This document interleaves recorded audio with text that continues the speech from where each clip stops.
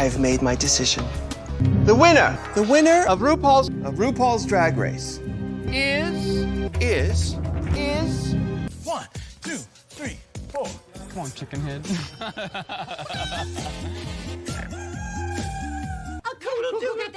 what I was just telling him.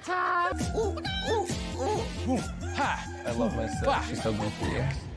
Look, I haven't found the right girl. When I do, I will ask her out. Has anyone in this family ever even seen a chicken? your head's so weird. Almost, yeah. Oh, Jesus. Gross.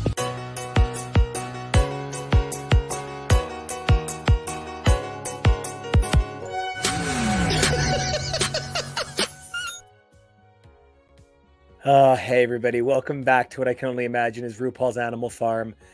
We are X's for Show. Super excited to bring you all the best in media reaction. This week we're going to be taking a look at a bunch of Drag Race drama. You can find the show at X's for Show. As for me, I'm Nico Action, and you can check me out at NICOACTION. And I'm TK. You can find me at TK Elemental. I'm Jonah. You can find me places at Peak Jonah. And I'm your producer, Kev O'Reilly.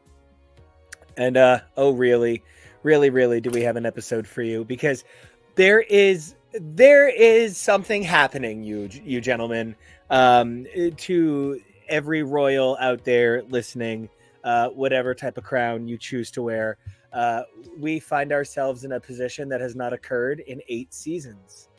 We find ourselves sitting on the cusp of a top 3 on a regular season of Drag Race. And I have to ask, like right off the bat, why now? Why a top 3? Why not Q?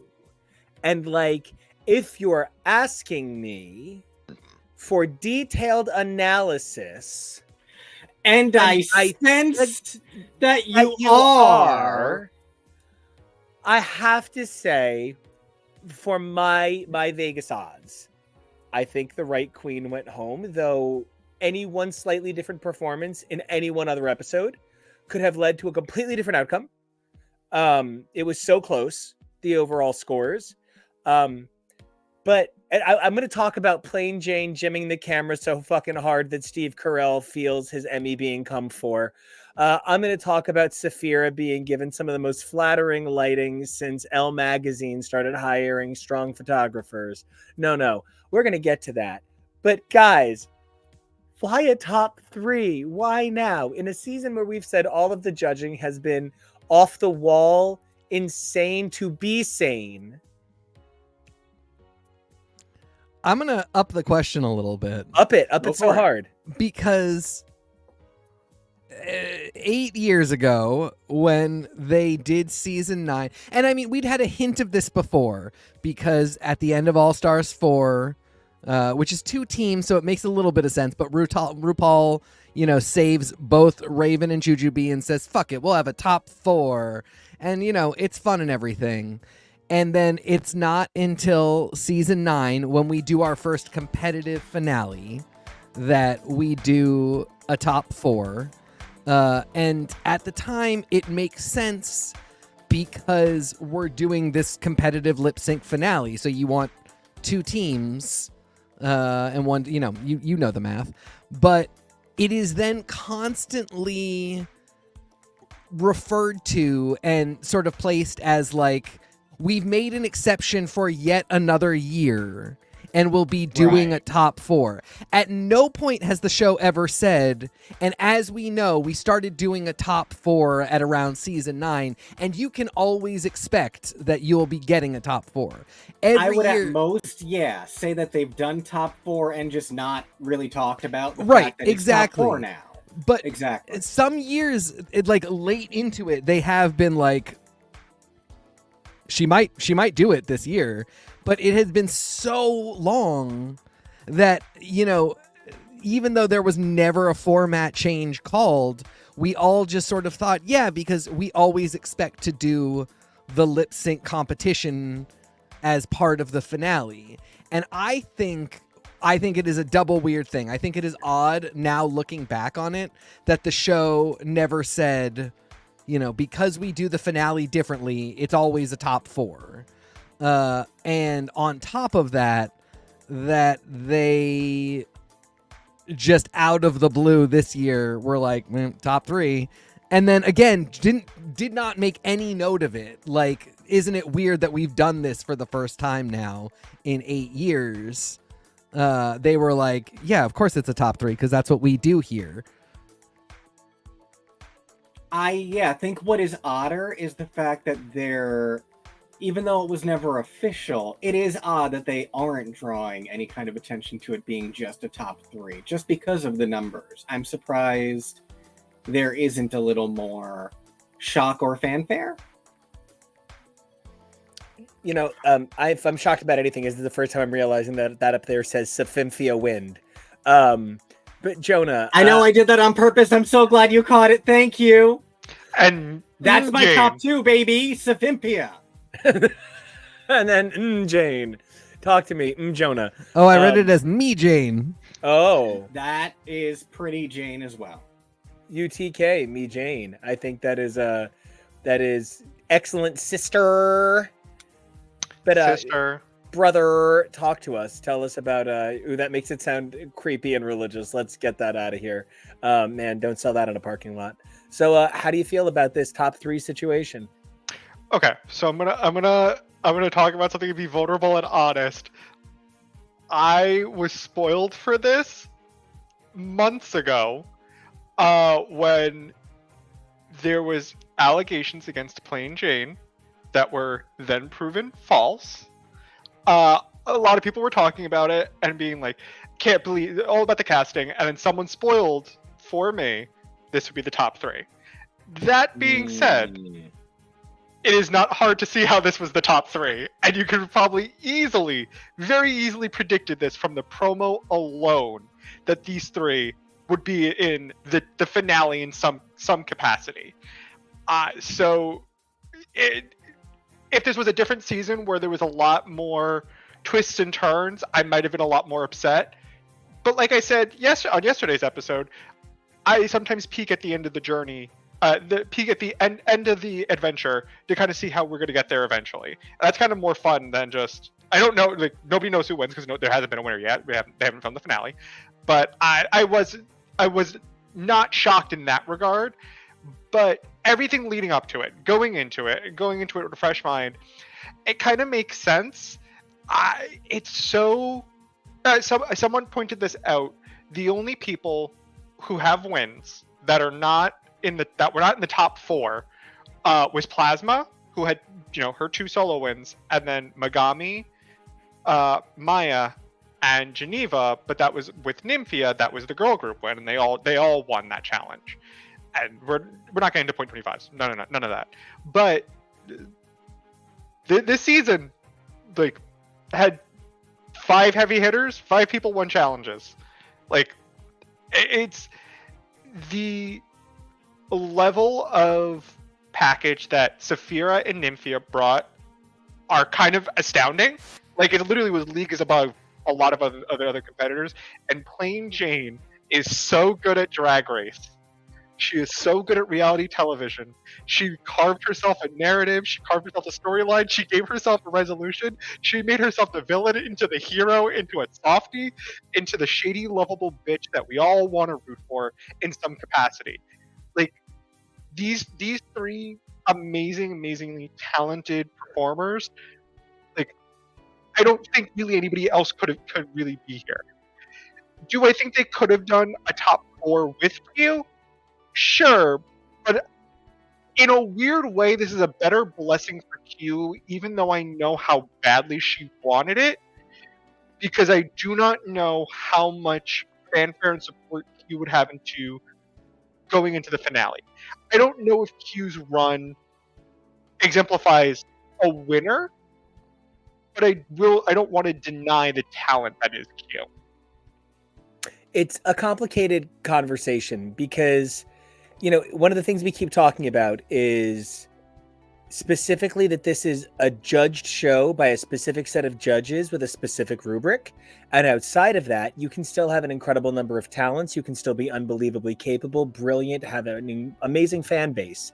But, like, it is very possible that there are people who really have, some perhaps bridesmaid energy when it comes to Drag Race. And there's something about like, I'm not saying that she doesn't deserve to win, but that Katya didn't win really wasn't a big deal, because Katya had such I'm good runner-up energy that it was magical. It was incredible. I mean, she's so beloved, and she didn't. People did not feel that way at the time, but I do agree with you. No, and they don't. But that's even the point. They don't Yeah. have to feel that way. Yeah, it's because still. You're right. She has that energy. Yeah. Over time. Yeah. And I'm glad you brought up that she does, because I think the opposite is also true here, where I think this is going to be remembered as that time Q got cut. Can you believe it? And she's going to be Q the cut queen for the rest of time now. And she's going to, her book should be called Fourth Place. And I think that just like to capitalize on this success she can have by being this meme. And I do agree with you that I think if she went into the finale with her track record, I just don't know that people would have rooted for her the way they still root for Katya. I think if you're going to say that, we do have to talk about Nymphia.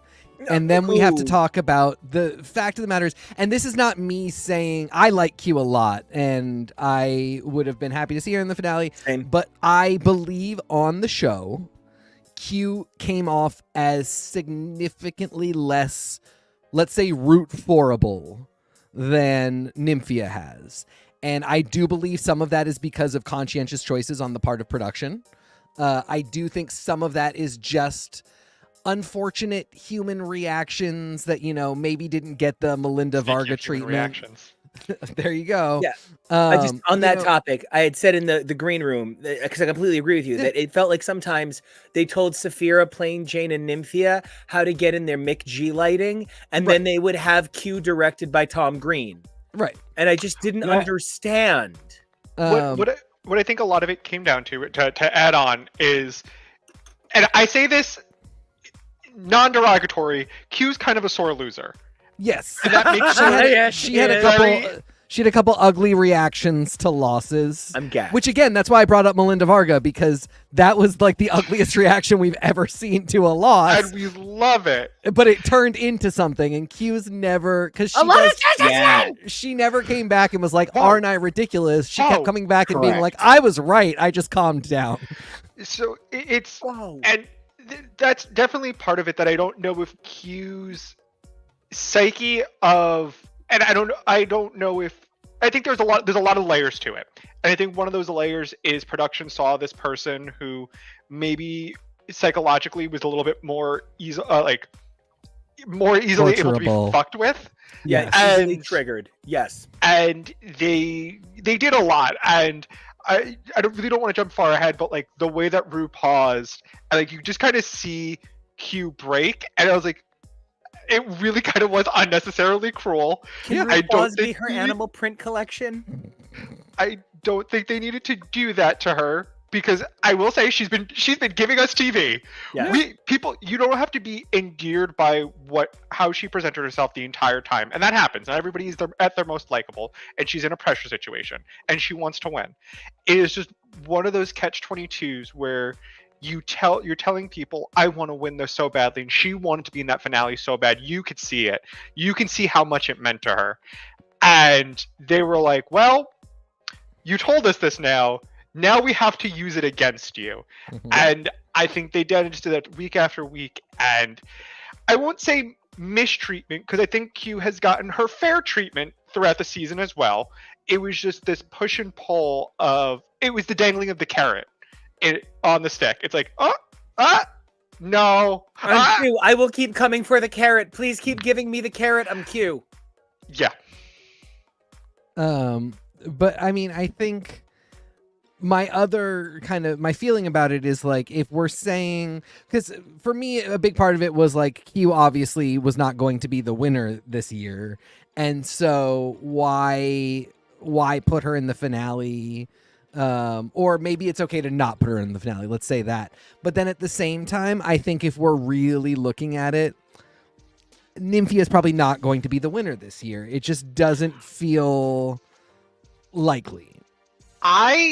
After this episode, I kind of disagree. I think from the very beginning of the episode, I think a lot of people were like, okay, it's going to be Saphira and Nymphia top 2. And then as we got to the middle of the competition where Nymphia faded back a little and Plane was rising and like winning challenges and like really making her mark and stamp, I think a lot of people were like, oh, it's going to be Saphira and Plane.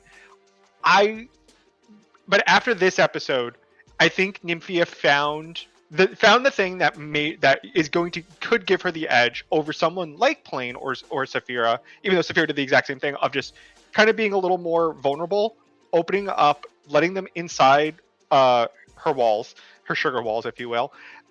And she really kind of like, the way that she did was just able to just let go and open up was a lot better. Oh. Hawk and Dove over here. It's funny how it checked out. It is a little funny. But I do think Bjork and Katya. I think I just personally disagree. I do think Nymphia does, especially after this last episode, Nymphia I think really does have a shot. I think it could go to any one of the three. I hope you're right. Well, I would be happy to feel that way. It does feel a little bit like they are setting up ultimately Plane and Saphira, the two who have 4 wins, the two who really made the biggest mark on the competition. But doesn't Nymphia have 3 wins? She has 2 1/4. If a group win counts. Yeah, I know. I'm just kidding. Okay, well, then I thought it was very 3.5. I thought it was very insane that they started getting into decimal math, because it did kind of make me feel like and this is the thing, like to air that conversation puts in the head of the viewer one of her wins is a little bit less. So think of her as having less when it comes to track record. I just want to jump in on like on what you're saying, because I think it actually goes a little bit deeper.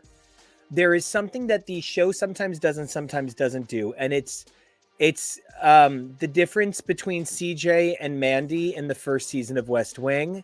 It's the difference between the depth that a character like, and this is going to sound so stupid, and please hear me out, but compare the depth that they gave Trini on the original Power Rangers to the depth they ultimately give Tommy, and the amount of sort of culture canon right around the character. Nymphia's culture canon has been kept very shallow, and if Nymphia does win, it's for what I have felt for a lot of the season is I keep thinking this is going to be the episode Nymphia breaks out, and if this is the episode she did, I just think it's a little too close to the finish line to be satisfying. I think she could win, and if she wins, it's amazing, and I'm so happy, and I really root for her. But it does feel like I know Saphira, Q. I feel like I actually know Dawn and Plasma better than I know Nymphia in a lot of ways. And so it's interesting because I think she's an incredible queen, incredibly talented, but production has been very careful with how they've presented her. They've tried to only really show jokes or one kind of vulnerability. And I wonder to what end that is for. I feel like that also is part of the problem with, for as much as it makes you stand out, having a gimmick is also sometimes very limiting. Great because call. we only think of Nymphia. She's wearing yellow right now in this picture for the mini challenge. Who are you, T.S. Madison? She's yellow. She's nanners. She's, flighty. Her book being Breaking Wind. There were a lot of fart jokes this season, and she was certainly a huge part of them. RuPaul loves fart jokes. I don't know why. She does, but I worry that, I think anyone could go the distance this season. I think it is a lot closer than perhaps usual. I don't know that it necessarily would. I think that she probably is still the outlier, and I fear that maybe that is because she didn't show enough versatility. And when she did, it wasn't the way some queens have to be dragged, kicking and screaming. Drag. But it still was a little bit much to have to ask her to put aside the yellow, to put aside the jokes sometimes. I don't think I agree But I do agree that the show set it up that way. Like, again, I go back to last week's T.S. Madison saying, I've never seen you in yellow. And then in 3 seconds, somebody having the cut of the fact that she absolutely had seen her out of yellow. Yeah. And, you know, she has walked a really fine line that I think will be studied for years to come between branding, like just, I'm the banana queen, I'm the yellow queen. To her mama. And maybe that being a little too much. You know, early on, they said to Morphine, stop talking about the BBL. And I was annoyed that she went out on a BBL line. Just because, like, let it speak for itself. It looked great. We didn't need any more. And by contrast, the way that Nymphia used bananas in yellow to me, it worked. But I think it was like really skating a razor's edge in terms of like getting ready to be clocked for being redundant. But again, when a judge clocked her for it, they were wrong. Like, they just were not correct in their assessment. But I do think we were kind of kept at bay from Nymphia. And it's weird because Nico, as soon as you said it, I was like, that's not right, because I've seen Nymphia crying on screen 8 times. But yeah, it's different somehow than with Q and with Jane's meltdown, because it's still honest, but it's caged somehow, and I don't think it's Nymphia being fake. That's what I'm saying. It's not Nymphia editing herself. Holding back. It's and it's not the producers being evil either. It's not that she's evil. No, but it really is an edit that sort of kept her at bay, and this is kind of why I'm like, I don't think she is getting the win. Because the setup really doesn't seem to be for that. I think she's qualified for it. I don't think that there's any reason she shouldn't be a contender. But it just seemed like, I think I would have been okay with Saphira having 1 less win, and I'm positive I would have been okay with Jane having at least 1 less win, and I would still, with those numbers, be happy with this being the top 3. And the fact that especially Jane's last win with the makeup challenge just really didn't feel to me like it was earned. I don't know. I didn't agree with it. Sorry. Jane herself said, don't say you don't deserve it. That the queen doesn't deserve it, which is true. She thinks she deserves this more than anyone else in the room, more than anyone else who's in here. And then there is the Untucked from this week. No, good for her. Yeah, you've got to believe it that hard. You really do. I guess you do. But I really this do feel like in the bottom, this gown. They're trying to ban drag, and then this gown in the bottom. And Saphira literally and I had the same guffaw at the same time. Yes. Saphira makes me feel like a happier human. It was hysterical. She was making a moment. Mama. She's making a meal. She's making a meal out of a moment. Oh, truly. So many great times. And I feel like the two of them, I mean, they have earned their screen time and their presence.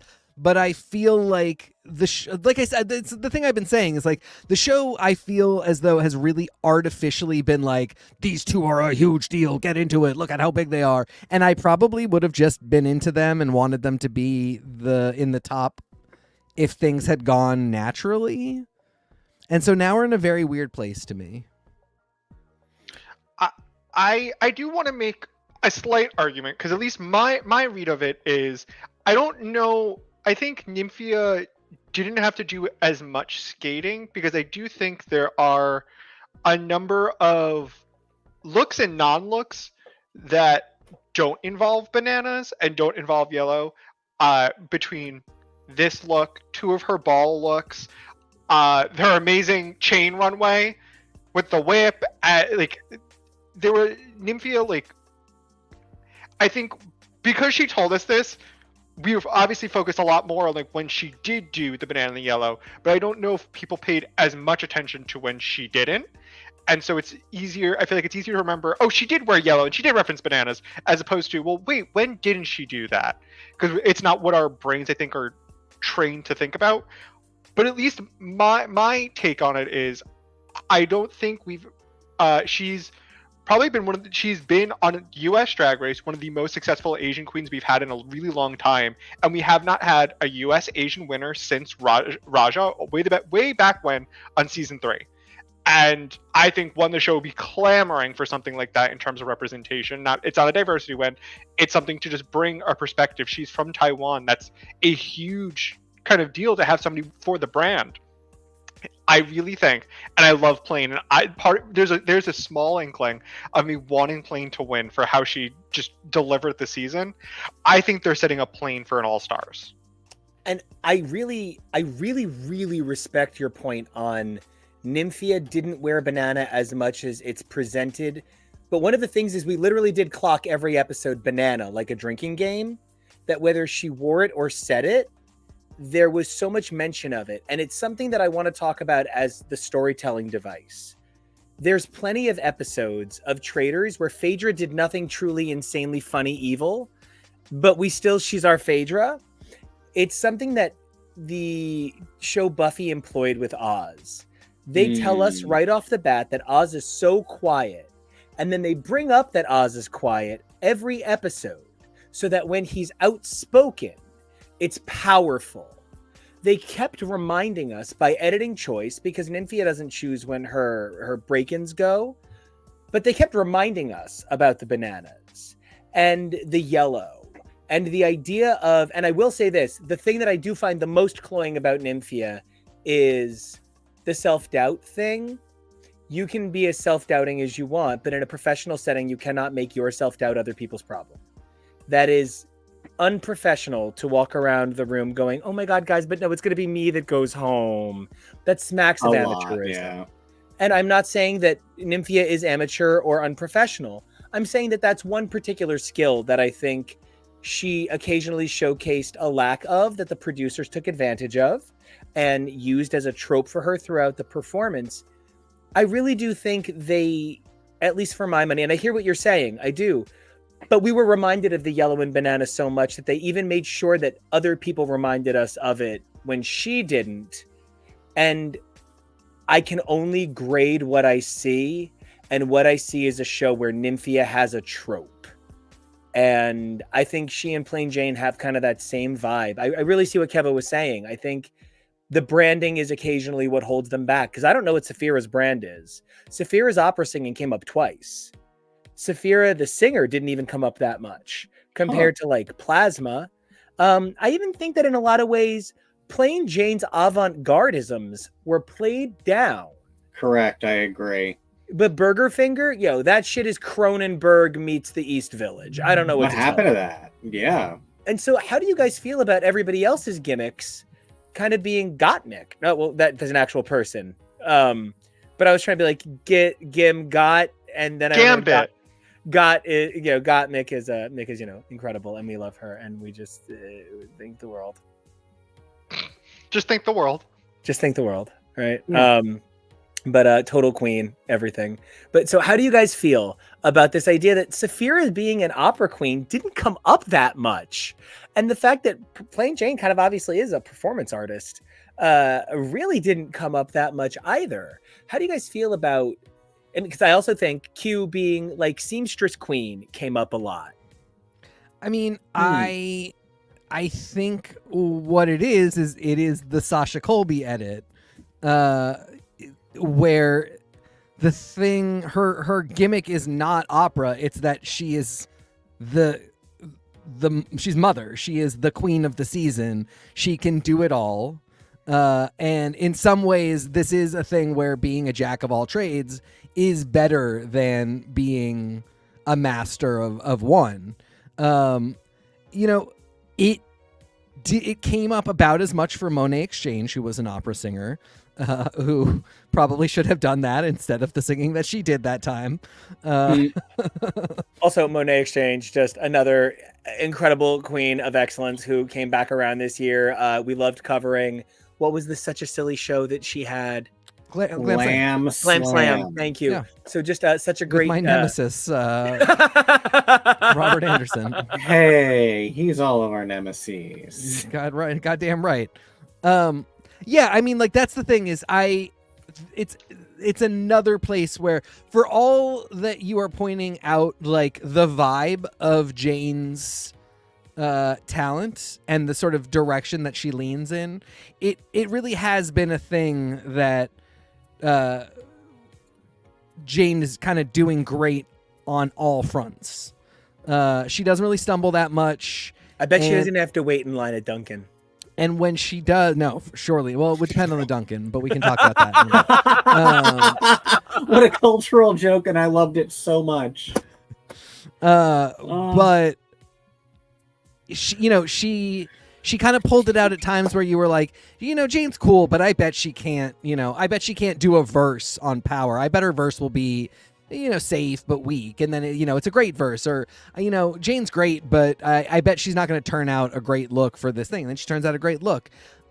She does have a certain style, and it is kind of what I think would be avant-garde humor if it wasn't artificially stupid, which is the thing I don't like, and I hope she'll graduate from it after Drag Race, but I understand why she's doing it on the show. But I feel like, again, this is the thing where I'm like, the setup is these two have done well at everything that Drag Race asks you to do well at. And Nymphia, the edit has often been, she was having trouble writing her verse. She's not good at comedy. She, talked over Dawn during the toilets challenge. For as great... Never gonna forgive them for that one. I had to be like, wait, what toilets challenge is he eating? Just do clubs again. Like, who cares? Exactly. Sometimes when they're like, we have to put a spin on it, and I'm like, you guys did Daytona Wind twice. You're fine to do clubs. To quote RuPaul when she had the coffee enema in her. Just do Daytona Winds every year. Just do clubs I every honest year. to God, I think they should do Daytona Wind every year. Stop changing Snatch Game. Stop doing weird stuff. I just got to introduce Kevin at Mary Hartman. You guys have no idea how bad I want RuPaul Hartman. Yes. That is something normal. of note. There was no scripted acting challenge this season. Yeah, do you know what the speculation is for why? Writer strike. Because this was filmed during the writer strike. And But that's why there was I actually don't think the timing works in terms of where pre-production would be. Well, it's two things. One, that part is correct. Two, the writers on Drag Race are non-union, so the strike does not affect them.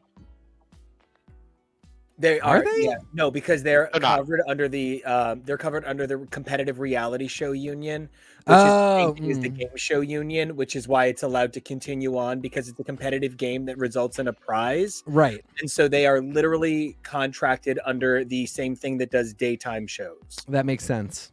Yeah. But yeah, that has been a big spreading theory lately that I kind of wanted to be like, you guys need to think about how long it takes to produce a television show.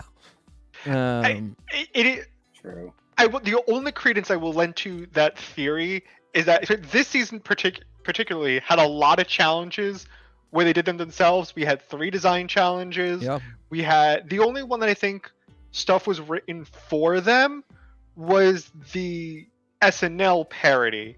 Mm-hmm. I think that was the only thing that had anything pre-written. Everything else they had to write themselves that involved writing. The musical too. I actually want to the musical, yes. riff on that. Yes, Jonah, thank you. What a concise point to TK's excellent question. And Kevo, having the opportunity to take a look at these boards, one of the things that is really occurring to me is Saphira, Nymphia, and Plain, along with Q, are probably 4 of the most quotable queens this season.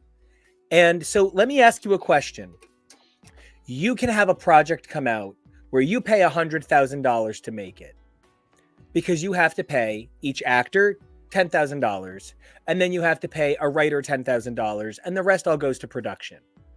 Or you could cut the writer out and have the people who are going to, on their YouTube channels, have the quotable memes about their performance anyway, have the quote about their character that they weren't going to have put in the script because they didn't write it.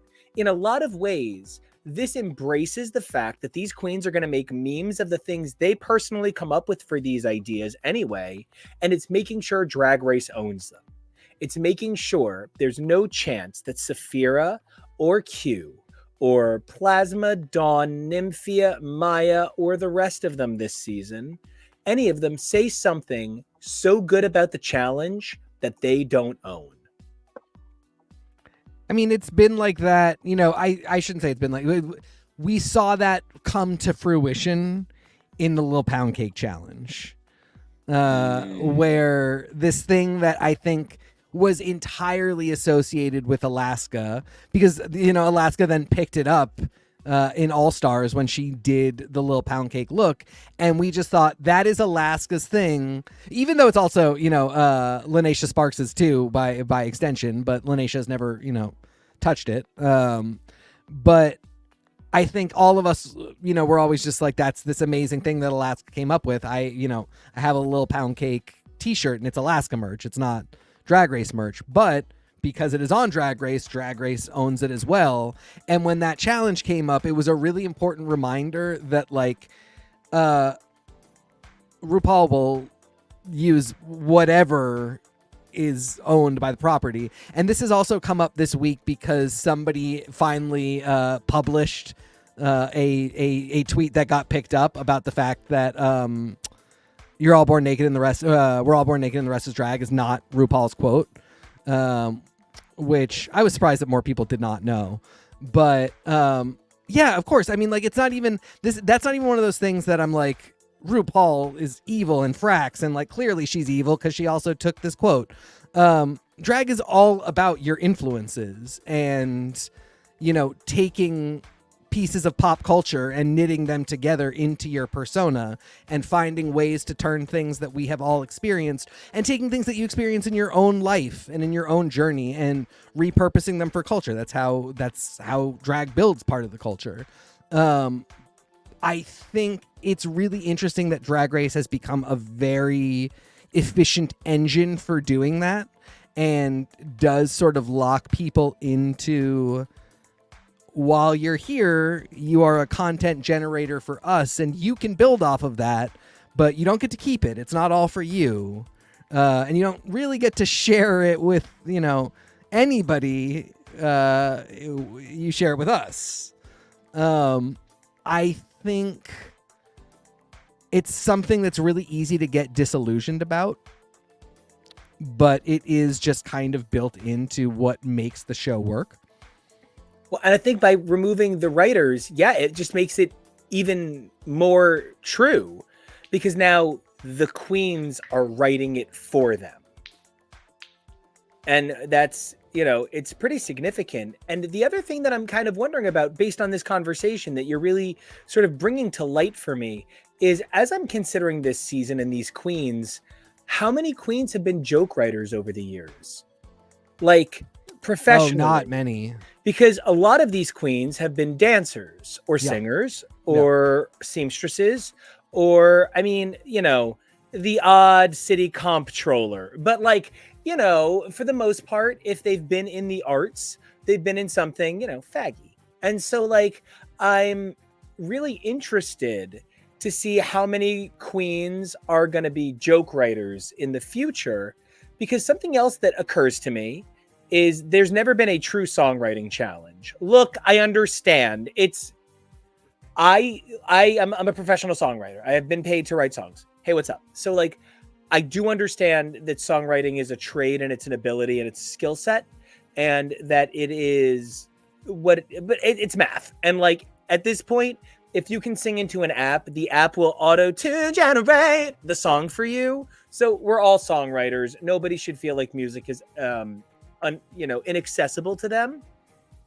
But I wonder, as the show is looking to produce more iTunes singles, to produce more YouTube videos, how much more there are going to be other skills that are valued. And, you know, I'm sorry, but it's not actually easy to be funny. It's one thing when the girls are funny in a sketch where they're laughing and they're being genuine and they're being human, and it's so cool that their humor comes across and they make you feel good too. But that's very different than being able to write a joke in a sitcom. And that's very different than knowing what page time is. And that's very different than knowing how to time the beat. And like, it's different. And so like, I wonder when we're going to see more emphasis on things like girls that know how to write. Because Saphira wrote multiple things for multiple people. Megami wrote multiple things for multiple people. And that was something that was touted as a huge valued success. And I think it's cool. I'm not coming for anybody else's skill set, but the rise of the intellectual underneath all the makeup for an incredible number of seasons that have had so many beautiful, brilliant minds that maybe haven't gotten to be shown off yet. I only wish that this goes back to earlier seasons. How many of these queens could have written brilliant things for other queens? It's funny, as you brought that up, I popped online to try and see if anybody has a really solid writer's credit.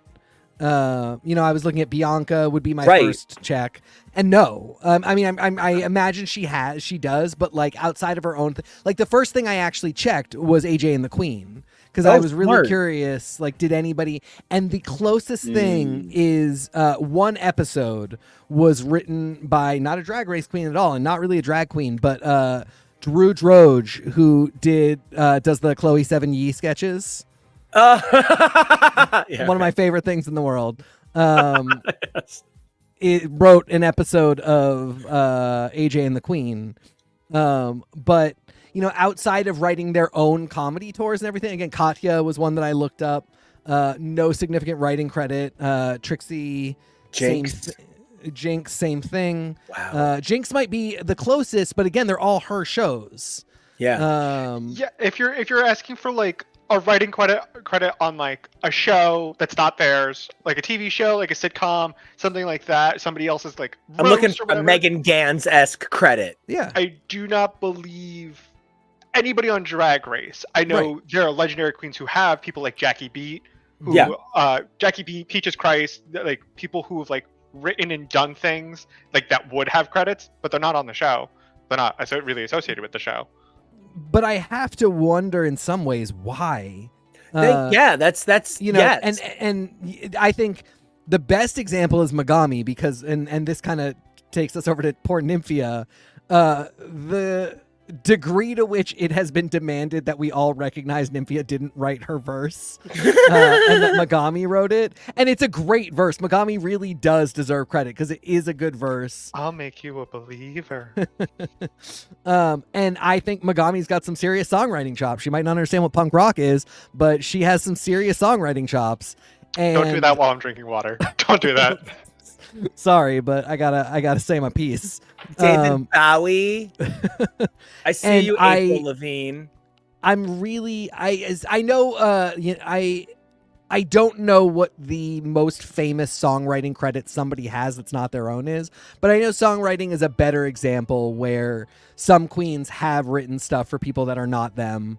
But a lot of these queens I think really could sit down behind the scenes and be joke writers. As soon as you said that, I thought about Ross, who is I keep remembering is not a drag queen, but is like literally Ross is kind of a drag queen. Ross is literally one of the most famous ghostwriters in Hollywood. Right, exactly. And I'm just Bianca is so much funnier to me than Ross in a lot of ways that I'm just like, if I were her, I'd be retiring and sitting behind a desk and writing. And I know it's not going to work for everybody, so it's probably Carson's right there, and he's way funnier than Ross. No. Okay. The existence of Carson is funnier than Ross. I should remind everybody that the most successful ghostwriter in Hollywood 6 years in a row is my dream man, Seth Rogen. He is like, so when we're talking about ghostwriting, right, that's the thing, is about an industry that is so powerful and successful, and there are a lot of people too. He does, and there are a lot of people who are very famous for their own, like for their acting, for their comedy, for their songwriting, who ghostwrite for other people, because it's easy to However, come up... Jack Antonoff wants all the credit. Yeah, truly. I mean, I think Jack Antonoff is pissed that he's famous for songwriting and that Bleachers will never take off. Oh, Modern Girl. But I think that a lot of times we do sort of expect every one of these girls to continue to be a celebrity and work in that way. And I would be really fascinated to see somebody be like, I can make plenty. I mean, we actually do get it with like seamstresses, people like Yua Hamasaki, who makes a lot of money. Oh, I just found out the goddess look that Plain wore was made by Utica. Yeah, or Utica. Cornbread writing Hershey's song. Yeah. So I mean, they do it. They go behind the scenes a lot. It's just sort of, it's one of those things where I'd love to see somebody build it outside of drag as well, or maybe like build it for RuPaul. Other big names. Get Mirage into FL Studio 4 and let's see what happens. I mean, I feel like that's how we got the song originally. So I swear to God, can you see? Imagine her click, click, click. Yep. I like this. I too. Yeah. Like, this is good. Yep. Oh my God, I can't. Mirage is one of those. I can clack my heels to this. Mirage is one of those things where, like, we're talking about people who made branding statements. I love Geneva, but I don't know that I ever got to know Geneva as well as I got to know Mirage. And I had 2 or 3 more weeks with Geneva than I had with Mirage. And I don't think that's because Geneva is any less interesting or any less amazing, but I think it really is something to do with how they put these girls together. Because I'm like saying to you guys that, like, man, Megami for writers didn't. But like Geneva went home 1 week earlier and I'm like hair braiding. But that is also kind of why I was like, Mirage shouldn't have gone home. That we sent girls home in kind of the wrong order. I don't know. This year, yes. Okay, but we got one of the most iconic track records of top 2, bottom 2, win, eliminated. Like, truly, like, we have to give Geneva her props. Yeah, also, absolutely. her mini challenge looks. They don't make it look they used to anymore. Oh my God, I feel so bad. She looked good.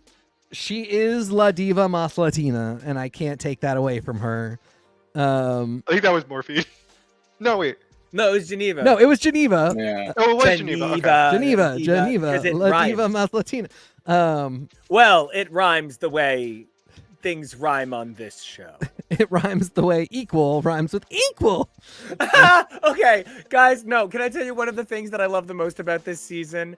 I wish I had GIFs of this entire season. Me too. And in a different way than last season, a different way than a lot of All-Stars. Like, All-Stars are people so polished. And Versus the World is people so polished, but incredibly competitive, but pretending they're not. But like a regular season, like not like a regular mom, like a cool mom, like a regular season, but a cool season. Every one of these girls brought it was like going to the Newark airport. There were just so many people, so many different personalities, and you could not have imagined them all in one small place. And the things you saw are so insane. People will barely believe you when they watch it back.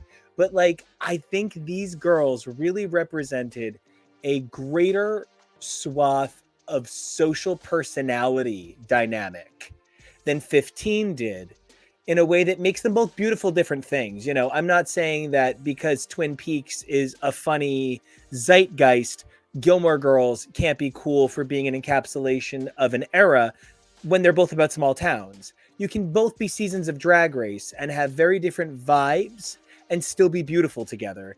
I just think this is one of the most quotable seasons for me, and I just watched them all. So it's just cool that I got to enjoy this season very differently than other seasons recently. I definitely get that. There was absolutely something unique about the way they cast this season, and I do think it is more of a how things will be going forward. But everybody felt a lot more archetypal And I even felt like a lot of them were archetypes that came out of season 15. Like, I just think everything about Saphira says a similar type of thing as Sasha Colby. Like, I wanted to see them. It wasn't even that I wanted to see them win, although I did. It was more that I just saw them as the leader the entire time. And it's a Sasha Colby meet and greet. It's the Sasha Colby meet and greet. And it's funny because, like, you always flash back to that clip of Shea Coulee corralling the girls out of Untucked, and she has the same leader energy, or she has a very strong leader energy, but it's really different because it's much more like, I am surrounded by idiots. I have to get Valentina going. Why are you acting brand new? We got to get out of here. Who's after Peppermint? And it was Farrah. Yeah, exactly. Truly, I just sometimes Shea Coulee walks in with a project management certification trying to run this Wawa, and it is just absolutely off the wall. It is drag queen clerks. I have a fun fact about this episode. What? Or about the season. Because this wasn't traditional, and I don't know if next week is finale. I don't know. No, it's not. It's not. Okay, but this is the first season since season 8 to not do a Tic Tac lunch with Rue. So if we're going back to season 8 again with the top 3, there was no Rue interview. We had an interview with Matt Rogers this episode. Yeah. Did Bob never do an interview with Rue? And the reason why I know is because it was brought up on the pit stop because Monet asked her about her memories of the Tic Tac lunch. Bob said, "That is so shady because you know we're the only season who hasn't done that. You are so shady." And Monet definitely brought that up just to rub it in. She didn't do a Tic Tac lunch. I've got to wonder. I feel like season 8 was probably a plastic surgery scheduling thing. Well, season 8, we had a double elimination. There was only 8 episodes. Season 8 is like the shortest season, right? Because there was only 12 girls. Yeah, even Pando. Well, I gotta be honest. That's because the Tic Tac lunch usually happens in the finale episode. Right, while they're all still there, and they didn't break the show during filming like they did for UK. Mm-hmm. I really imagine that Q is going to be sitting at home filming herself winning like Jada Essence Hall. And Jada winning on Zoom, just closing the laptop. And then just closing the laptop and being like, well, damn, now what? And like, we didn't talk about this at all. The fact that they used Matt Rogers for his interviewing skills and then didn't even let him come sit on the judges panel. No, because we had to have Rowan. And I do want to... and we have to talk about that, too. Ronan Farrow. You didn't get a picture of that slut outfit. I didn't want to. First of all, I just want to say it is unbelievable that I am going to avoid making any Woody Allen jokes. I just think they're so tasteless at this point. He made one! I know. Yeah, that's the thing I wanted to talk about. The fact that he made that paternity test joke, I thought is the craziest thing. Well, actually, my point was going to be like, I'm beyond Woody Allen jokes. It was made here for me, and I'm good. Yeah. It was unbelievable that I am not the one making the Sung Yi joke. But I also want to add in that we need to talk about how much I really didn't like this book cover challenge. I didn't like the book challenge, and I didn't like anything about the look of these book covers because every one of them is so superimposed in a way that they're bad because the show doesn't produce books, and I'm used to the show doing better with photo manipulation than this. Yeah, well, and I'm going to argue that Nymphia's book cover is pretty great. It looks amazing for what their resources are. The photo composition is insanely not. Book creation is a whole other thing. Where's the shadowing? Where is the subtle haloing behind the foot? Where is the haloing behind the title? The Art of Letting Go isn't readable. The Nymphia Wind font, I'm not sure. It's an accessibility font. Like, this is wild. Yeah. And honestly, for as much as they read down cues, and I can understand why, it's not good. Jane's looks like that Kanye West video where they're on the bike. Well, what is Jane's is literally the Fast and Furious logo.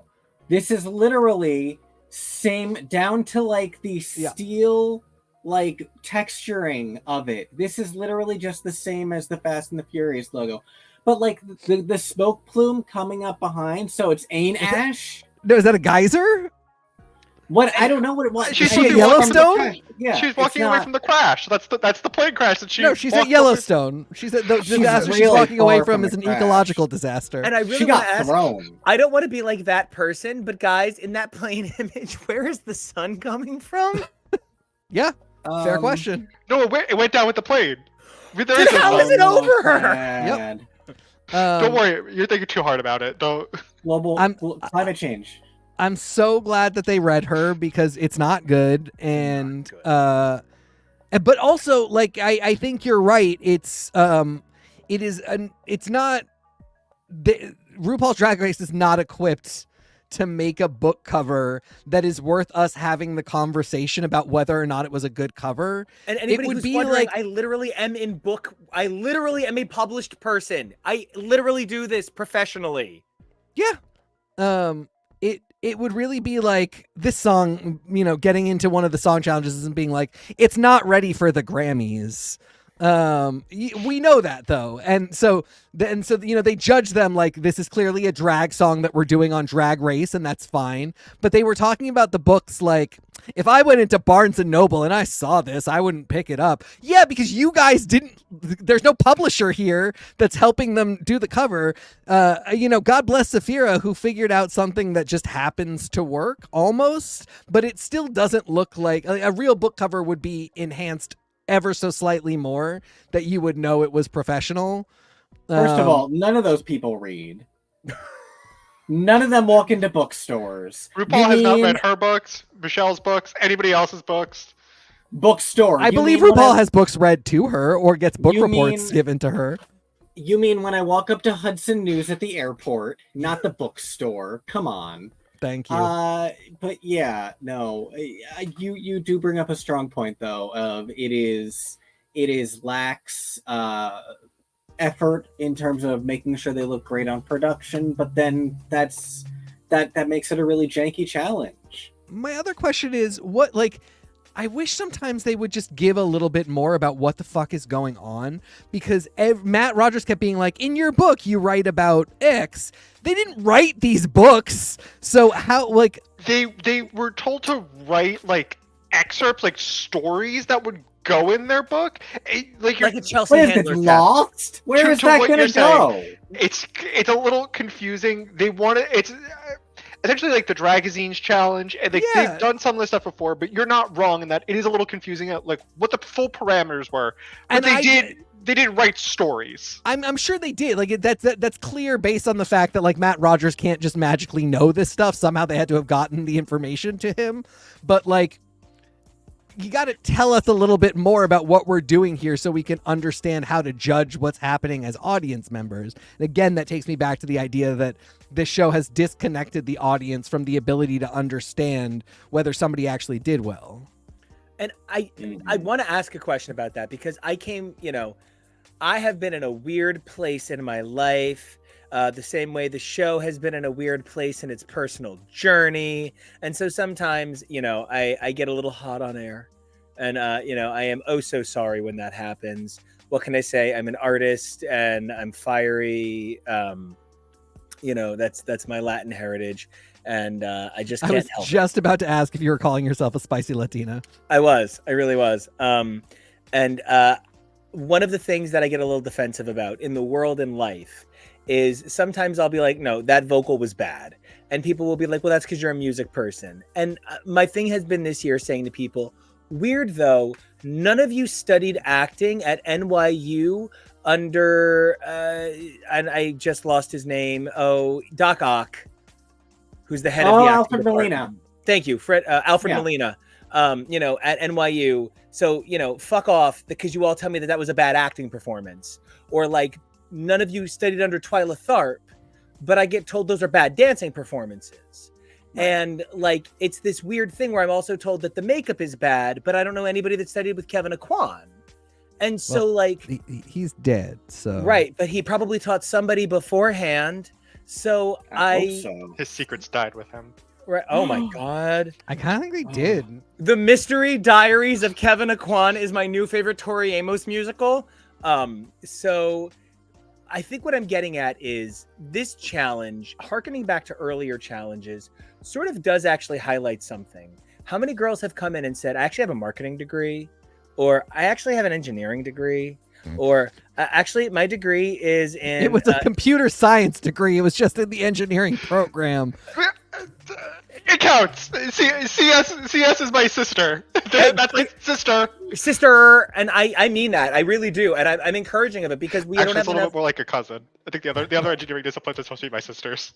Kissing I feel cousins. a little bit like we don't encourage the Cousins are intellect. And I hear the phrase dumb dumb drag queen a lot. And like I'm a dumb dumb singer weightlifter boy. So like I get it, dumb dumb, and come for me because I'm dumb dumb. But like I think a lot of these girls actually are brilliant. And I think Plain Jane made a bad cover and went with a bad approach for this particular challenge, but I can think of 85 million challenges that exactly what she did would have won for Ru. And I think one of the things that challenges like this kind of remind us is that when these challenges first appeared in the earlier seasons and they were sort of stupid as shit, it didn't embrace what the girls are actually good at. And it instead chose to showcase their sillier moments, not because the producers are sinister, but because that was reality TV at the time. But now reality TV is, instead of you coming onto Fear Factor to eat some slugs, it's the floor. And everybody has an expertise. And what you're uniquely good at makes you the competitor. And I think something that this season of Drag Race has made me so excited about is the dichotomy of challenges, even when they are so stupid. And let's just face it, you would never be allowed to have that saturated a color blue after the year 2016. Are you fucking kidding me? You would never be allowed that saturated a color blue. It's insane. But if you were, it shows what these queens are so good at. And they're good at being well-rounded people and incredible performers of unbridled magnitude. Even the queens that we have had sillier things to say about, because every one of them is braver than us being on a national show. It's amazing. It's still a fact that certain talents are respected a little bit more than others. And I was really glad for the ways that this allowed somebody like Saphira, somebody like Nymphia, and Plain Jane and Q, because Q also got to show her theater background a little bit more with this challenge. I hate this look and I hate this cover, but there is something sort of silly Elaine Stritch 1997 Sesame Street thing about it. She looks like the cougar neighbor from Cougar Town. Oh, yeah. Barb. Oh, Barb. The things you can't remember, and you remember Barb. God bless you, sir. You're welcome. So I hear what you're saying, but I think part of where maybe we're having a disconnect is sometimes because the judges treat this like real. Like I think about the perfume challenge where they had to actually make a perfume and it had to actually smell good, and it's no, they're not perfume moguls. That's not their job. Like Ivy. But it does require it. You take away that dressing, and even if the judges for some reason think it's real, you look at what it's actually asking. Okay, be personable. Can you do a photo shoot? The photo shoot was, regardless if it turns out to be a dumb book cover and it's not actually a good book cover for what they're trying to say. It's the realness of it all. The important part of it is how well do they photo shoot, and we saw Nymphia took direction really well, was really comfortable in a photo shoot, and like immediately from the get-go, Q was nervous. And even in the interview, even though they're promoting a fake book, which this is the second time they've done this, it's really bizarre that they have to promote the fake book. But it again, not really even about the book. Have to promote Barry Acai. How many of the successful queens have had books? I'm not even kidding. And like that's a thing. Like I think Ru is saying, look, if you got this far in the show, you're writing a fucking book. If you don't know how to do a book cover and you don't know how to go on a book tour, baby, get off the show, because you're going to be walking through a lot of Barnes and Nobles and you're going to be grabbing a lot of dark raspberry chocolate Godiva bars from the register. You got to know how to do this. Godiva, great drag queen name. But yes. Go Diva. Go Diva. the skills that they were asking for the challenge, whether the dressing was dumb, the meat of it still makes sense. And I'm going to give a hot take. Saphira in the interview made me understand why she won the presentation challenge. Yeah, no, she is so there. It's like it's ugly, and like I feel bad saying it because like I never mean to shit on anyone else's favorite, but like when you see something come into focus and like you want to be like, that's why John Mayer had Plain Jane. That's what made me think of it. Why John Mayer had so many hits and Howie Day had 2. Yes, Howie Day is equally brilliant to John Mayer's brilliance. Howie Day is equally talented. But when you have a way that the camera and you relate to one another romantically, Saphira is all romance on camera. It is an ease and a love and a charisma. It's next level. I agree with you. I mean, this is why I think that she is kind of the winner. I mean, like, I don't like to say that because it invalidates everybody else's, not just their chances, but like the experience of the grand finale and all that. And it's not that I don't think Jane's phenomenal, but again, I'm just getting the same thing that I got from Sasha, where it was just like at another level. And you were really, it wasn't just that you were watching the winner. It felt like you were watching the leader. You're watching a masterclass in winning. Yeah. I feel like there's been a greater chance of Saphira going home than I had felt last year about Sasha. I don't really think I ever truly felt like Sasha was in danger at any, or had the ability to be in danger. Sasha's going to play her mother card. Yeah, nothing ever actually did happen in Saphira's season where I was ever too worried, but I think like she could have gotten like fragrance challenged. If a challenge where it had been a group thing or just something that hadn't been in her wheelhouse, I feel like she could have gone home on a wild card. And I don't think I at any point would have believed Sasha would have gone home last season.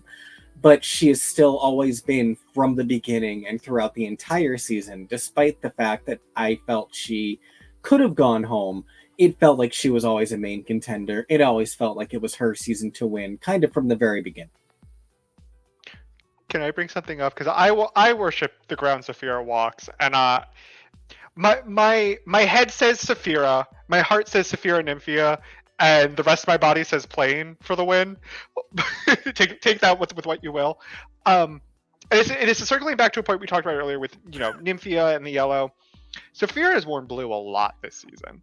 A lot. It's a very particular shade of blue. It's this very rich, deep blue that borders on. It's like Vanta blue. Yes, I agree with you, Jonah. You're wearing a very similar shade right now.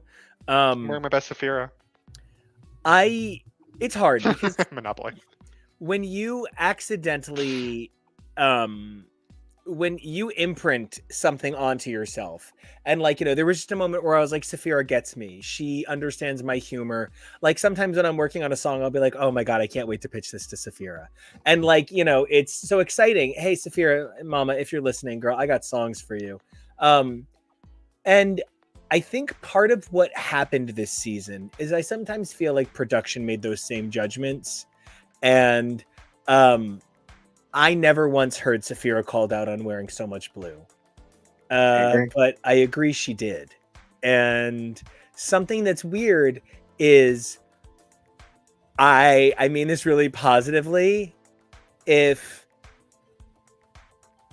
Dawn is the Barbara residency, Q is the Wayne Newton residency by voice. And I say that meaning a specific sort of theatricality. Wait, do you mean if Plasma is the... Oh my God, thank you. I'm so sorry. Thank you so much. Dawn? Dawn cannot sing. Dawn is Kesha. Thank you so much. Wait, can I talk about... Dawn just tweeted about, listen, babes, if you see me next week, it is what it is, and it's gonna happen. Yes! She's like, let's just call it what it is. It's fine. It's like, whatever happens, happens. It's okay. I love that. Like we stand a self-aware, self-referential, or afraid to reference or not reference. I think I want to go back to what I was talking about earlier, just about Q, and just specifically just the way that they eliminated her. I think it's an important thing to maybe for everybody to talk about. Well, that's actually my whole point. If I could just bounce back that real quick. Please, sorry, I didn't mean to. No, we're all so excited about these queens. Nobody is ever stepping on anyone. We're all just trying to dance with these amazing queens. Something I feel is that production might have made a decision about Q because she was the second best theatrical singer. She was not plasma vocally. And I don't know that you can maybe call her the second best seamstress. Some of the stuff she put up was so unparalleled. But maybe production put a little bit more emphasis on Nymphia's seamstressing. And all I'm saying is when you spend your entire time in life being maybe first lady and then second choice for the Democratic and then runner-up in the presidential, the world treats really incredible women who come in second place a lot, a very specific, ugly way. And I just think that Q is out here giving her Sailor Venus best. And I don't feel like production treated Q with the same respect they treated Maya, who they made sure you understood every week why Maya didn't go home. I don't think they worked to make sure you understood why Q was in the top some weeks. And it really felt a little disrespectful of the footage she submitted. I don't really often say that I think queens have been disrespected by production, but there's something about the edit where I think they did not consider Q as a human being at times. And it's funny because they gave her such a glowing recap, which of course they did. Those are always glowing because it's like, everybody's so great. How do we pick one? And I like that. But when they did it, I really was reminded, yeah, she did do all that. She did really impress with the talent show. Yeah. She submitted some incredible looks. I was really bummed that the one they referenced was the goth look. I just think they maybe should forget they ever did that challenge. Again, for their sake. For their sake, exactly. It's not. I don't even want to debate anymore that it wasn't goth and that it wasn't phenomenal. She's done other phenomenal looks, and I don't know. They really encapsulated why she is good, but that was the first and only time before they sent her on her way. And it just is kind of a bummer. But I mean, to what you're saying as well, that is sort of the thing with Nymphia, where they got on her for wearing too much yellow and not Saphira for wearing too much blue. But then at the same time, they had a lot of nice stuff to say about Nymphia. So it's not just it's not entirely that I feel like they're just out to get certain queens. It's that I just feel like this production is a mess this season. And I don't think that the idea was let's torture this girl and see what happens. But I do think it was, let's do this thing because it'll make for an interesting episode. And that thing ultimately is torturing Q. And it's let's shake up who the winner is. And then that means that the winner isn't Q when it's supposed to be. I haven't seen a queen stabbed and needled this hard since Laganja had to scream for her dignity. Jojo, you were saying something, because we're all just on the Q wagon. We are all just here to say that Q is breathtaking, brilliant, and amazing, and maybe didn't get the fairest shake, but that these producers aren't looking to vilify her. I know you had some words to share about how you feel about the only letter in the alphabet, as she likes to say. That should have been the name of her book. Oh my God, she just didn't excel! Sorry. Ugh. Yeah. PowerPoint. Sheets.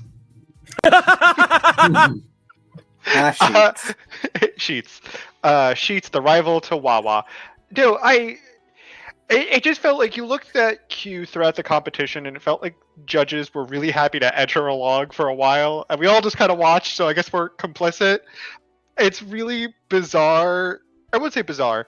They found somebody who was really easy to break, and they kind of did the same thing to Lucy, though last season, but I don't know if that was so much production or Lucy so fiercely believing her own narrative in a way that's very entertaining. I think it was a producer telling Lux she had carte blanche to not stop torturing Lucy.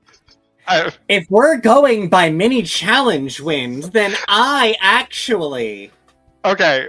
Hey, Jerem, look how much cheese I can put in my mouth. That's not that much cheese, Lucy. Honestly, I don't know if we'll ever get an essay dissertation with Emily citing and formatting the way we did with Lux going down the line saying why everybody should win except for Lucy. I don't think we'll have that again. And I really wish we do because it was very funny. It was very entertaining. And RuPaul said, no, keep going. No. Everyone. You me next. You point being, go on, piss. Point being, Q, I think, just wanting to win so badly got in her own way in the sense of if you show people you want something really bad, I think they're a lot more giddy to take it away from you. Not that you should ever go in this competition and be like, I'm not going to win. I don't care if I have the crown. Though that would be hysterical. Magnolia Crawford. I'm only here to up my bookings. And they kick you off immediately. So maybe don't do that. But it does feel like this person was continually told by the judges, by her story producer, by whoever, you're doing amazing in this competition. It's yours. You have it. And not that she's even doing bad, just somebody does better, but she's being led to believe she already did the best. So why isn't she getting it? And it's very similar to, I won't say very, close enough similar to me at least, season 16 of Project Runway, Brandon, where the judges just kept giving Brandon win after win and did not really critique him for thank you. The very similar silhouettes that he was doing up until they got to the final runway, and he literally delivered a collection in one fabric, which they even noted the most seasoned, most amazing designers would have difficulty doing something like that. What would give you the idea? And it's, well, you told them everything he did was genius the entire season, so yeah, they're probably going to think they can get away with anything. Not that Q's trying to get away with stuff, but you can kind of understand. I think I empathize that Q was really strung along a lot throughout the season for TV and ratings. That's reality television. Is it ethical? Probably not. Is it entertaining? For the most part, it is. It does. I do feel bad because also, I think I saw somebody else point this out. You get to the top 4, and for the past 7 years, yes, every single season you're at the top 4. You made it to the finale. Yeah. Yes, thank you. That's been my whole point this whole episode. And even with the final challenge, it's usually the music video or you do something, and we have not had a top 3 since season 8.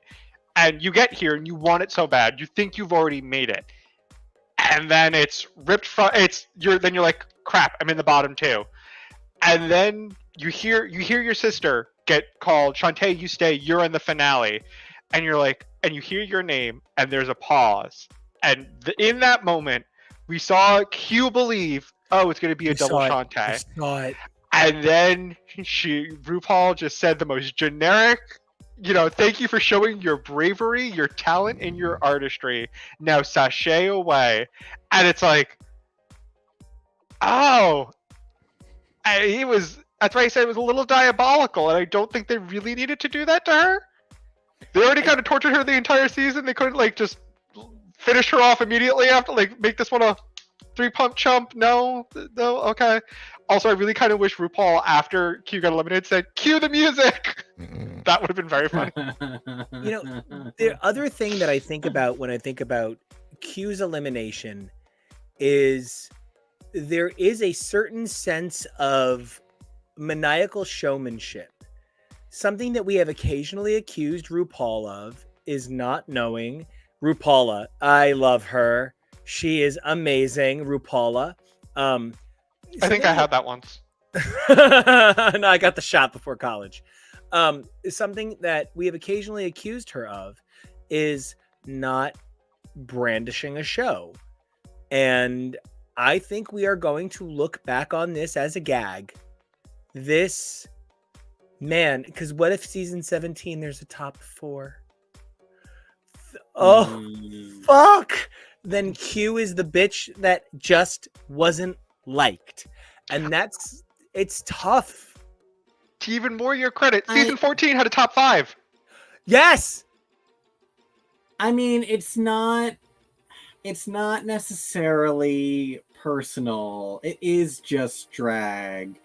It's that it gives an air either way. You can argue it's supposed to be a top 3. You can argue it was just we were doing it this season, and maybe next season will be a top 5, or maybe next season will be a top 2. Maybe we'll do a bunch of wild stuff. But the fact is, it happened here, and the fact is, it hasn't happened in 8 seasons. And so it does feel completely randomly targeted. Was there a top 4 in any of season 1 through 8? Outside of All Stars 1 now. So then this literally exists only to ensure that in the first 16 seasons, the majority of seasons had a top 3. Wow. I get that. This locks it in at 9-7. Because as of last year, a majority of seasons had a top 4. Or a 8-7, it rounds even, if nothing else. And I mean, this locks it out. Yeah, it's so weird. Like, it does feel like they did it for the gag, and not for the gag on cue, but for the gag of like, oh, the viewer didn't think we'd do a top 3. But again, I point to the fact that like, for Ru. Yeah, but they've never.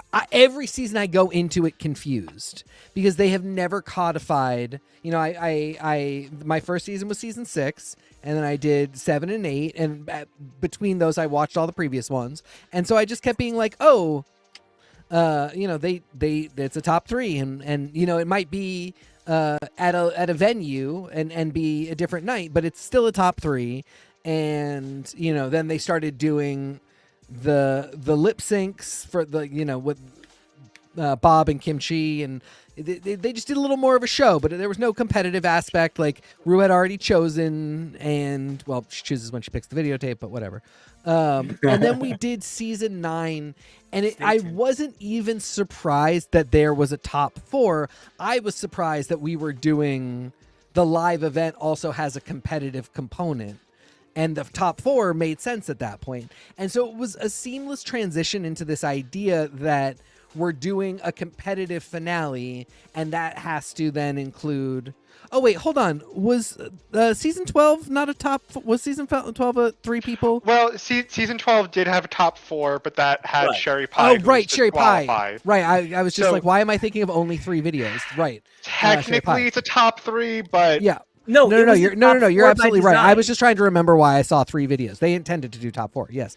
And if I can just add on to that, you know, your point of all of this, it's never been codified. To that end, I wonder if the winner of this LaLaPaRuza is going to be announced at the finale. I would love that. Make the finale like an event, and since you're not codifying anything, you're taking away a lip sync from the finale. You're removing a number. You need to do something to enhance that time. Yeah. Yeah, it'll be interesting to see, because we still don't know that we're doing what we're doing for the finale. They just said you'll be on to the grand finale. They haven't said there's going to be a lip sync challenge. We do know there's one coming next week, but I would like these things laid out at the front of the season. I would like them, you know, when RuPaul says what's going to happen this year and what you're competing for, I really wish she would say, all to get to the finale where we will announce the top 3 queens who will go on to compete in the grand finale. Or not say that, say the top 4 queens, and we will announce of the 4 who won at the grand finale. Because that lets us know that when later she says, I mean, it would be difficult for her to say, and then we'll do the last episode where we'll announce the top 4, and then she announces that in fact it's going to be a top 3 by cutting Q. Like, that would have been terrible. But this whole time, if the expectation was until we announce a top 3 and then she kept adding a 4th person, then at the very least we would know something has happened here. And every time they sort of want to be like, oh, is it a top 3 or is it a top 4? And hope that we'll all be shocked. And instead, now we're just kind of shocked that they did Q dirty. I don't know. Again, just weird production decisions all around, all season. And I don't think they are to the show's benefit. It makes me think of unceremonious breaks. And that's one of the things that makes reality shows so uniquely unsatisfying.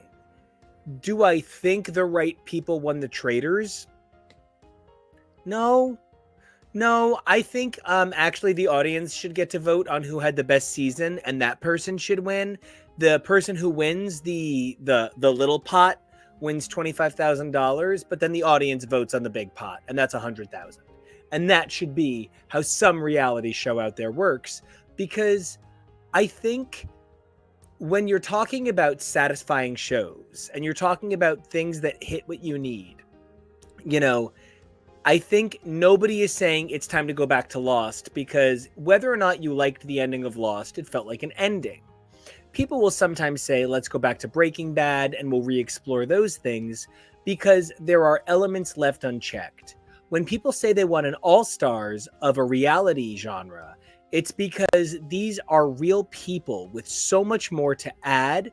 Their stories are so far beyond the confines of a single season of reality television that you can never truly feel like every single person got a satisfying conclusion.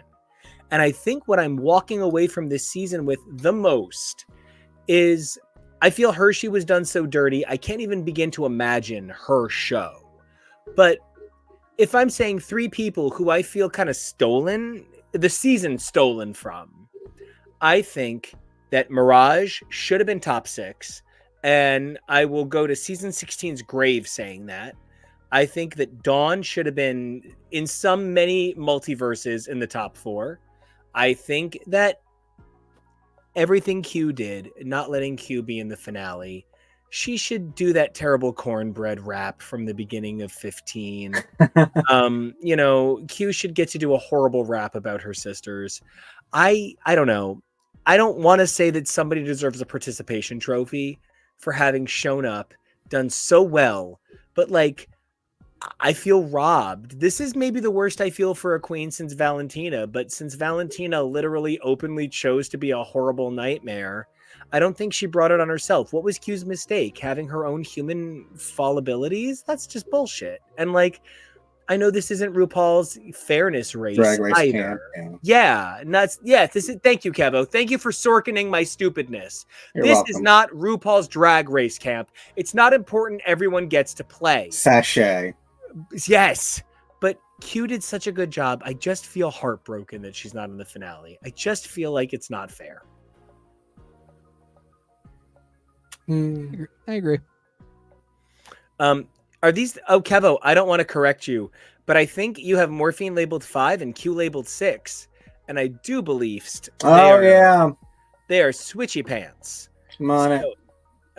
Speaking of on it, I think we have covered just about everything there is to say about this amazing episode. I have had such an incredible time, but I want to make sure that all of my Drag Race brothers have gotten an opportunity to say all of their very incredible feels about this unbelievable top 3/top 4/season of 16. Season of 14. Incredible Queens. How do you guys feel about where we are in this season of Drag Race? I feel great. I just think this has been the weirdest season ever in terms of what World of Wonder has decided to do in order to make a season of Drag Race. I love these queens so much, so we're chilling.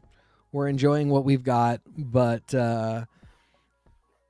as somebody who has seen every hour of footage of the American ones and most of the other ones at this point, thanks to the Drag Universe channel on Plex. Hey, Plex.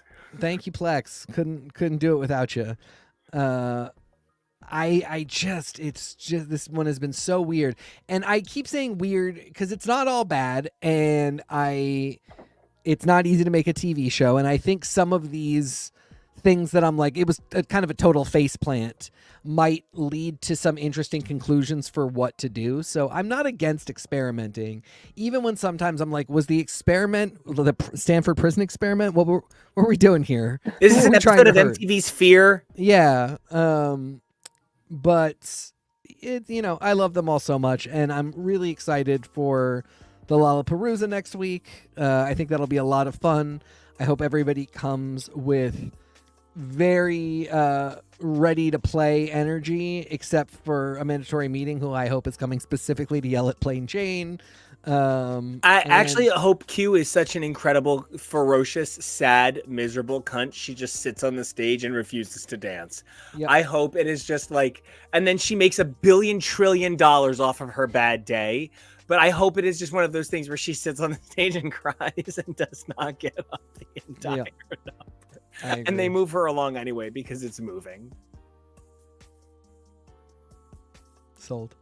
That's amazing. JoJo, you know, whether it's Alphabet Soup, Breaking Wind, Slewfoot, or Plane Crash. I almost said Pain Crash, but for her, it was kind of a plane crash. This was her shit doo-doo stain on her track record now. You did a lot of reading this week, and absolutely none of it was full of insults, with the exception of, once again, Plain Jane. How do you feel as we head into sort of the finale, but also basically an episode of Solid Gold? This is probably my favorite season. I don't know how the production team, the casting crew lucked out on this amazing cast with this amazing chemistry. This is probably the best season we've had in such a long time. Every queen is truly amazing. I think the season's been fun. Really enjoyable. Maybe some questionable decisions, but nowhere near as much as other seasons. I really enjoyed getting to know all of these wonderful entertainers, and I can't wait to see what they do with their career. And truly, this is a top 3 where I don't think nobody loses if they win. It just means there can't be, I'm always saying it's going to be a double win. It's going to be a double win. Every season I watch now, I'm like, it's going to be a double win. If it's a double win this season, it's actually just a single loser. And that's actually a very different situation. Wow. If it's 4 people and it's a double win, NBD. But if it's 3 people and it's a double win, it's really just one person lost. So speaking of unbelievable laughs from behind the mask, Kevo, behind that banner is a brilliant man dressed in red and blue, full of thoughts. And I would love to know what your thoughtiness has to say about the end of our top 3 journey that brings us to what you secretly predicted with a handful of our covers. Yeah, that's right. I was saying in the our green room chat earlier, I made this just based on how I would have liked the rest of the season to shake out. And so far, it really is one by one. I don't know that we will end up getting the Saphira Nymphia top 2 that I feel we deserve. And that is specifically no offense to Plain Jane. She's a very talented queen. I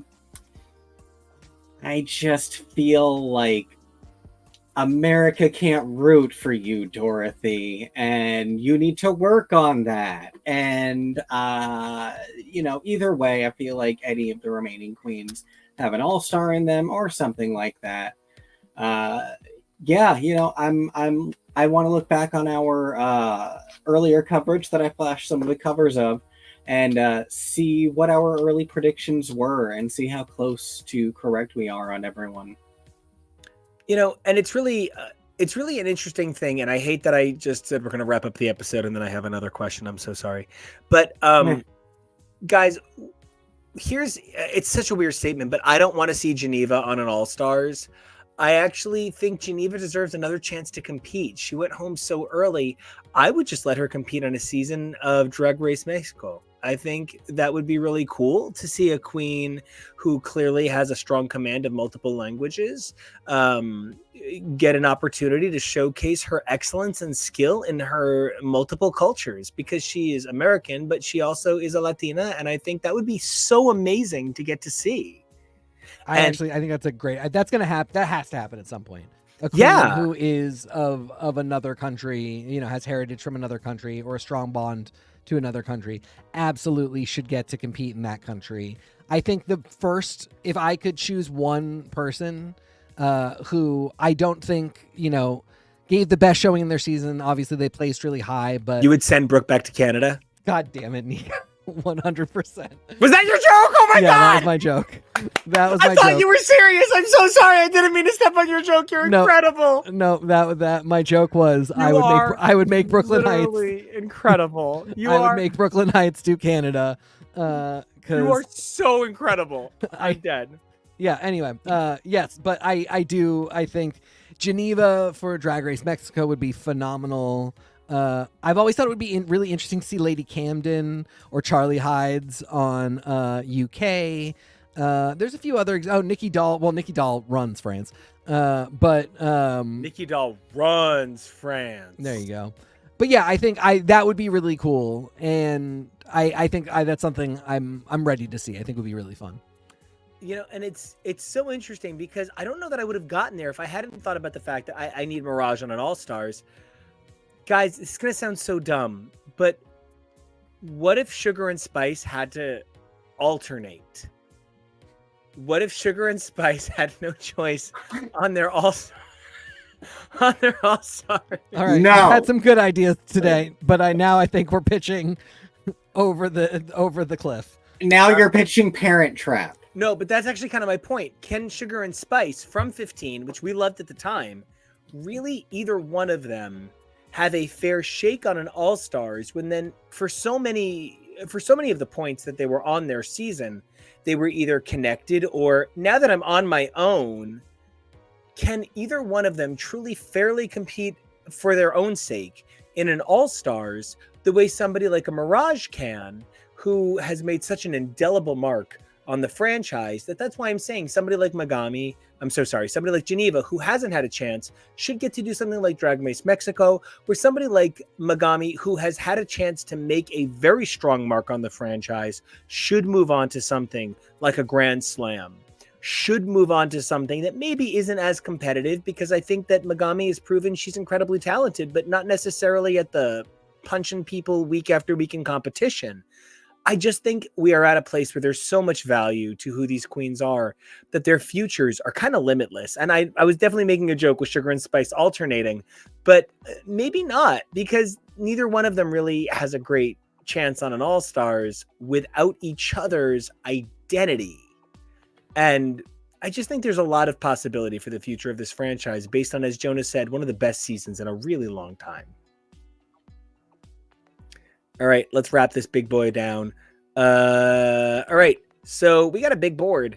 We got a big, beautiful board full of big, beautiful things.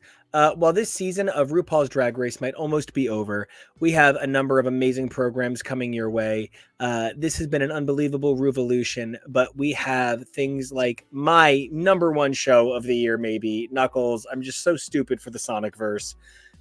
We have the return of Beacon 23 and Doctor Who, two shows that it feels like just left, but are here again. Happy days. We also have the unbelievable return of Discovery, which we've already started, the future of Star Wars and Acolyte, and the recently announced Mando and Grogu, though Mando and Grogu is a little more 2 years off, whatever. We also have other amazing programs coming your way, like Prodigy, Strange New Worlds, and Section 31 whenever they get to them. And of course, my movie of the year, already just give it the fucking Oscar, Deadpool and Wolverine, the most important movie made since Meryl Streep decided to get a divorce.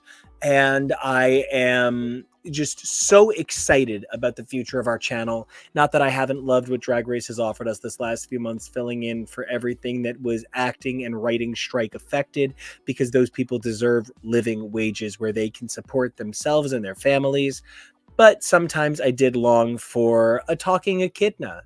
And, for the diversity that Drag Race offers, there has yet to be a contestant with two tails who can fly and also has a vaguely androgynous voice.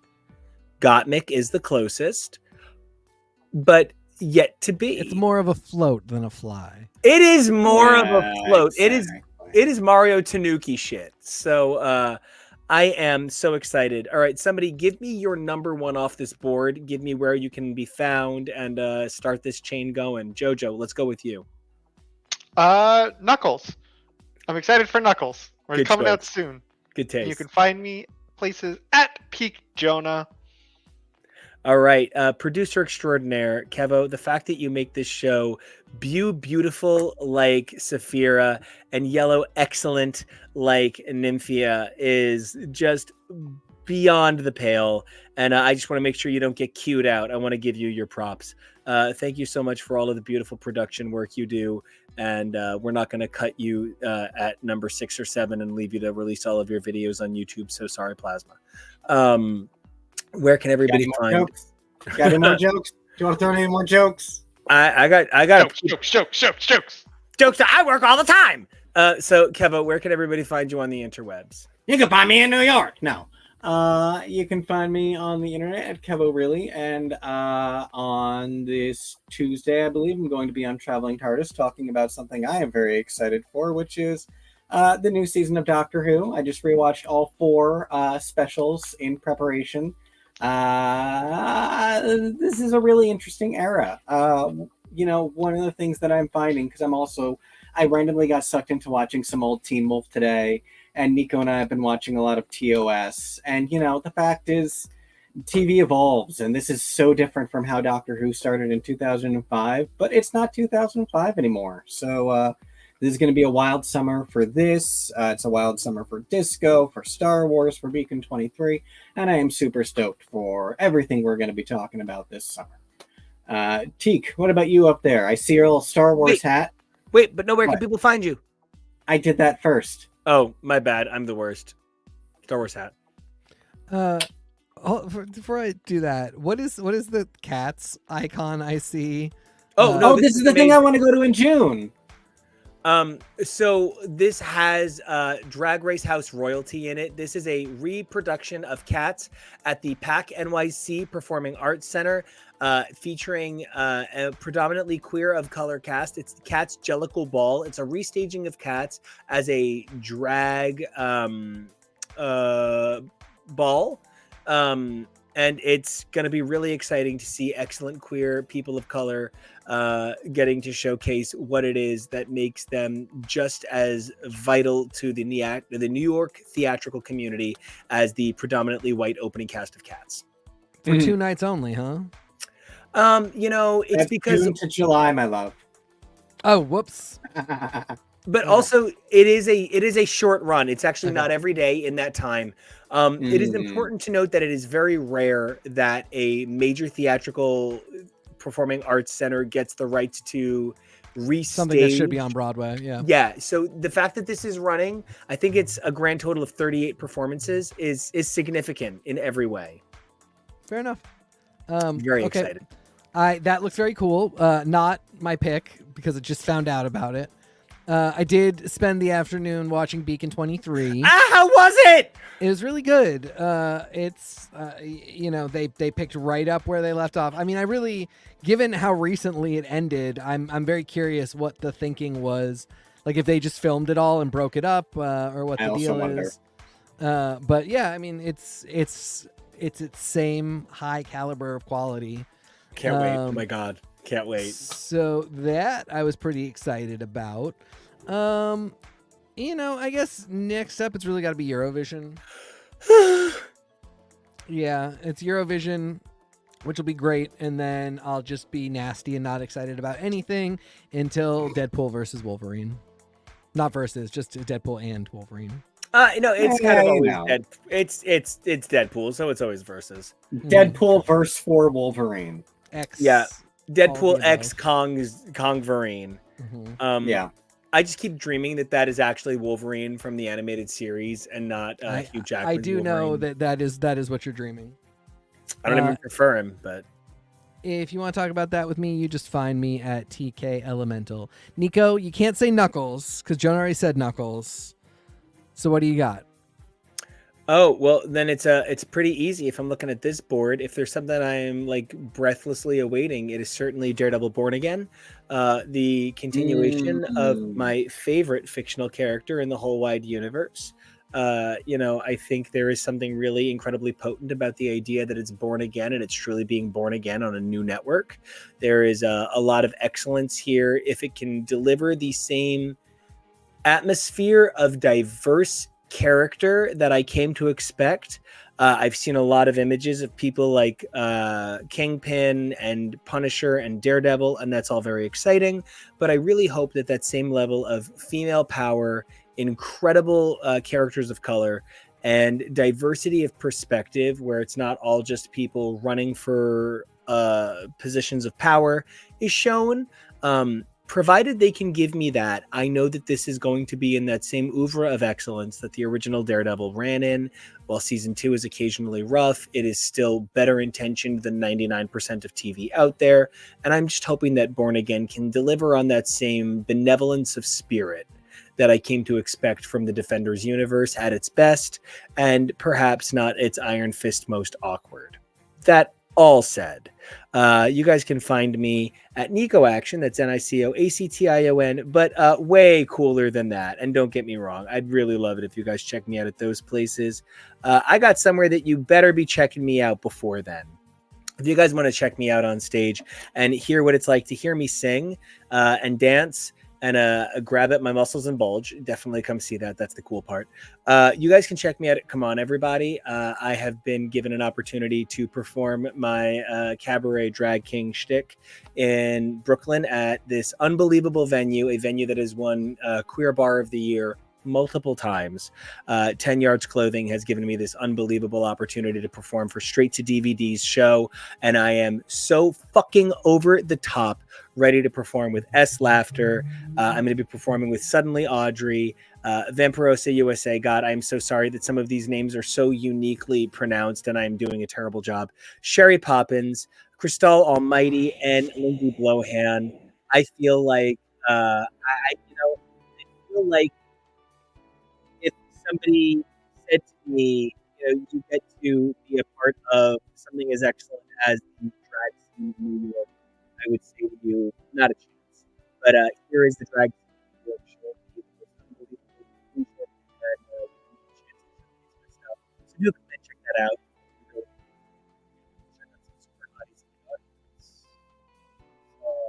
Definitely check that out. But other than that, it's Nico Action, NicoAction, and toss the bird. Today, we have amazing Star Trek movies. That's the Deep to Lower Decks, TOS, and TNG. Come on, everybody. Straight to TV productions.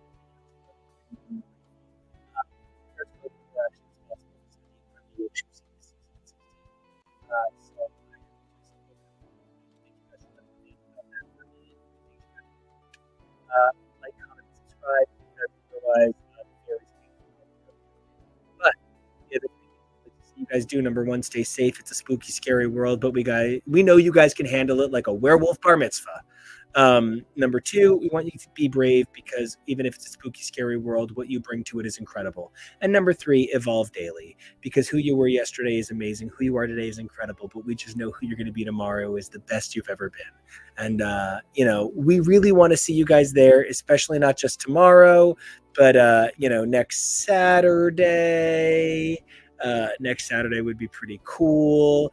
Come on, everybody. One more time, just gotta plug my own show, because you guys can check out tickets at Come On Everybody's website. Just search Come On Everybody Brooklyn. You'll definitely find it. And until next time, do all that stuff and we'll see you. Oh, we'll see you Saturday.